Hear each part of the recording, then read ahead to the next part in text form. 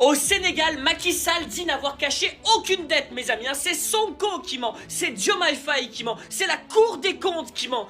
Sauf que, ce serait aussi le FMI qui ment, parce que le FMI donne tort à Macky Sall. Il a osé dire depuis New York, mes amis, cette phrase: au Sénégal, parler de dette cachée est un non-sens. Alors je vous rappelle quand même qu'on parle de 75% de dette au moment de Macky Sall, à 100% lorsque l'on découvre ses manigances. Donc on parle d'une augmentation de 33%, mes amis. C'est pas un non-sens, c'est la réalité. On a eu le droit à un audit des finances publiques au Sénégal organisé par la Cour des comptes qui a donné raison à Ousmane Sonko, qui a donné raison donc à Bassirou. Et mes amis, ça a été confirmé par le FMI. Le FMI lui-même, le Fonds monétaire international, que dit-il par la voix de Edouard Gemayel? Il a dit: une partie de la dette du pays a été cachée.